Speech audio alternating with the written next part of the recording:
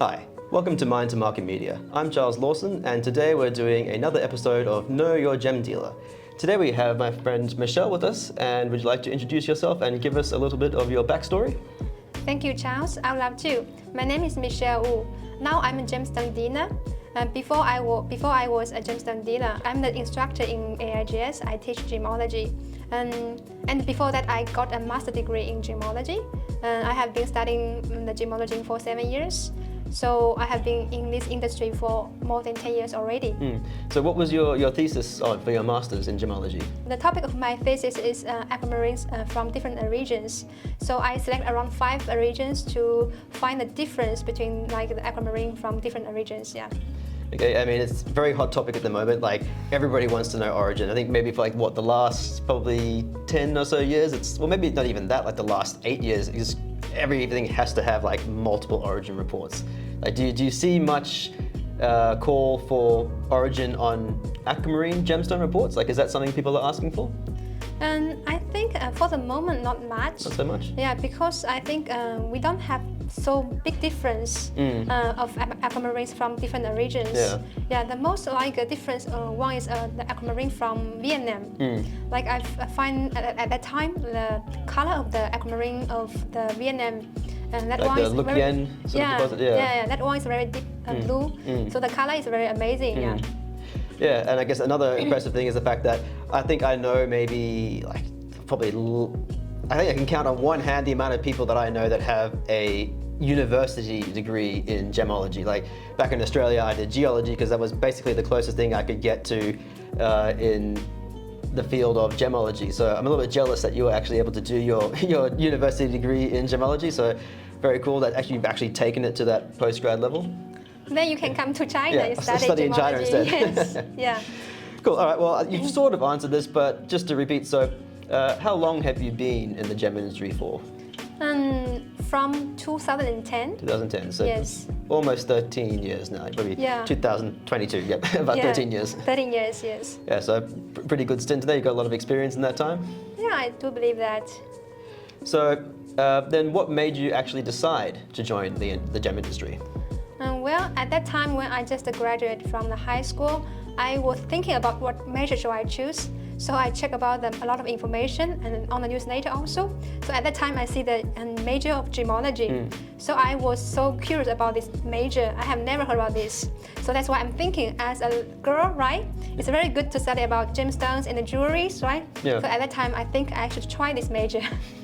And before that, you didn't sort of have too many thoughts about gemstones, or this was your first entry into gemstones? Yeah, before that, I don't have any idea about the gemmology major. Yeah. That's a pretty full-on step to take, I guess. Not knowing too much about gemstones, and then masters. Yeah, just to give it a try. Yeah. Oh, why not? With your business, where are you based? You're based in Bangkok? Yes, I'm based in Bangkok. I have office in Sida Building, just nearby Ceylon. So if you know where the JTC building is, the Jewelry Trade Center, it's very close to that. So in Ceylon in Bangkok, it's kind of the main gemstone dealing area. So you'll find a lot of offices and a lot of dealers working from this one very small area. Next up would be, what, if any, gemstones do you specialize in? I think I mostly deal with ruby and sapphire because most of my customers are Chinese. They do have a craze for the ruby and sapphire. And are you finding it's a pretty good trade with the ruby and sapphire? It's a constant sort of trade? When the color stone enter into China, most of the people, they know about ruby and sapphire only. Yeah, so that's why. Well, there was the big rubellite rush. Yeah, what was that, 2013, around there, 2012, 2013, when everyone was just the Chinese was just buying up all of the rubellite and the prices were just going absolutely crazy. Yeah, at that time I do, and I do see these problems, and I also regret I should buy a lot of rubellite before that, because at that time I went to a city called Donghai in Jiangsu province. That city is very popular for selling the quartz and rubellite and the tourmaline. Yeah, so I went to that market 10 years ago. Yeah, so at that time I really want to buy some stone, but I didn't think about rubellite. Yeah.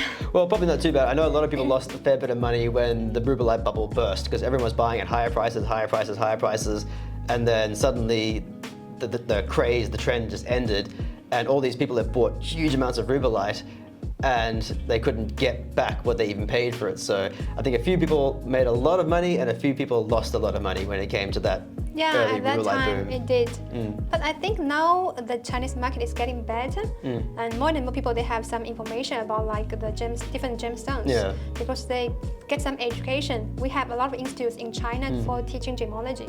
So most of the people who are dealing with gemstones, they have some background already. So, and when we were talking before, you mentioned that I guess one of your other specialities is actually just the sourcing of gems for people. Can you tell us a little bit about how you go about sourcing gems, like specific gems for specific customers? Yes, because now, since the COVID, right, many people, they cannot come in Thailand. So when they are short of some ruby or sapphire, they just tell me what kind of color, what kind of quality they need. So I will go to the market, because I know who has ruby, who has sapphire, who has the top quality, who has the lower quality, commercial quality. So I will just go to different places for sourcing the ruby sapphire for them. So if someone was reaching out to you, would you normally deal with them through like email or WhatsApp, or do they come to Bangkok? Like, how do you interact with your customers? Do you send everything over to them, or do they come here? Actually, most of the customers I have, they know me for a long time, so they already know what kind of stone I can find for them, and what kind of quality normally I sell. So they will send me a photo, and also they tell me the details of the stone. So I will try to find a similar one for them. Yeah, so I just make a video and send the video to them. And then you ship to China, or do they come here to pick up? Yeah, I'll ship to China. Yes. Yeah, I mean that's a pretty good way to be doing it now. I think there are some people that want to be very hands-on and traditional, but with COVID and travel restrictions, and just the fact that not everybody can obviously get on a plane, come over to Bangkok and buy a gemstone, it's a much more convenient way when you can just do stuff through WhatsApp or Line or WeChat and those sort of things. And as long as the dealer is reputable, then generally there's not too many tiers. So yeah, it's quite a common way of doing things now. I think it works quite well. Next question would be, what would you say would be your best-selling gem variety for 2022? Like what type of gemstone have you sold the most of? Ruby. Ruby? Yes. And what sort of quality? It's commercial quality. Commercial quality. Because now, the TikTok in China is very popular. So they start to do the live selling in TikTok. So some companies, they have the big demand for commercial quality ruby, because for this kind of commercial quality ruby, like the price is a little cheap, right? Yeah. So for the common people, they can accept. And like, is there a preference for like heated, unheated? Is there a preference for origins? I think heated one, the price will be cheaper. So for heated one, like the price maybe $100 per carat. So they can just buy easily without thinking about like this is an expensive one. I have to think their budget, how much money I have in my bank. So commercial ones is easy to sell. And so I guess by that logic, then probably Mozambique would be the more common origin, I guess, because you're going to get a cheaper stone when you get the Mozambique stone? I think for the commercial quality, they don't think about the origin. Doesn't matter? Yeah, it doesn't matter. Actually, I sell a lot of Burmese commercial quality one, yes, yeah. So that brings me to the next question, which is, are there any stones that are in short supply at the moment that you just wish you could get more of? I think a blue sapphire. Blue sapphire? Yeah, I think now in the market it's really difficult to find a very nice quality blue sapphire. Maybe you can find some blue sapphire have inclusions, or the color is a little bit weak. Yeah, this kind of quality you can find. What about teal? Because I know teal is like a huge color at the moment, especially in America with like the Montana sapphires. Is there any like demand for teal color sapphires in China as well, or is that just a purely Western thing? I didn't see the market yet in China. Some customers they think this is a unique stone, it have special color, but they just asking about this, because I think the price of the teal sapphire is not cheap also. It was cheap, and now everybody wants it, so it's just going crazy in price. Because we get quite a few of them in Australia. Well, actually not a lot of them, but they're always around. And we would just sell them for cheap because nobody really wanted a blue-green sapphire. They wanted a blue sapphire. And now that it's become trendy, what I'm selling them for now compared to what I was selling them for previously is it's just crazy for teal. But yeah, I would have been surprised if there was the same sort of trend going on in China. So it's not too surprising, I guess. Yeah. Maybe in the future, not much. Yeah. Okay, so when it comes to the viewers at home and they wanted to actually buy something, maybe they've got a few $1,000s to spend, what would you say is the best gem material at the moment that's going to give them the best bang for their buck? Like, what's going to be the best value for money on the market at the moment, in your opinion? Yeah, well, in my opinion, I think I would recommend tourmaline, like blue tourmaline or green tourmaline. Yeah, this color I think now is very popular in the market, and the price is still reasonable. Yeah. Well, and you can get it in that really nice teal. Like the teals that you get in tourmaline are just like spectacular sometimes. Like that sort of going from that sort of sea foam all the way into the indicolite, you get these beautiful, beautiful colors. So, yeah, no, I'm definitely a fan of the tourmaline as well, actually. Yeah, I like blue lagoon very much. But now it's difficult to find the blue lagoon, the right color. There are too many colors in the market, so I never know what is the lagoon blue color. Yeah.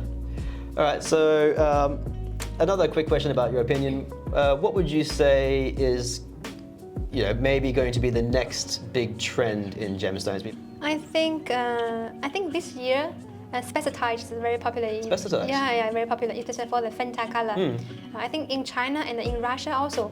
Many countries, they like this kind of color, and the price is going up a little bit, but still reasonable price. Yeah, it's interesting actually. I wouldn't have guessed spessartite, Fanta colored. Got it. It's I guess in orange colors it's not huge in the West, but I mean I love them myself. It's just that there's such an intensity of color. You got to get a clean one though, because the hessianite ones are nice, but when it's that nice bright, it's like a Fanta. Basically. I understand. Yes. For next few years, I think Peridot have a potential market, especially for the very vivid green Peridot. Like I think it has like a very great market, because I have seen like many of the dealers they start to buy very light color Peridot. So I think in the future the prices will go up for sure. So would you think because you kind of get a bit of variation of green within Peridot. You get the ones that are more that sort of olive kind of yellow green, and then some you get almost a pure grass green. Are you thinking the more grass, like pure green, or are you thinking the more yellow green? I think it's the more pure green. Yeah.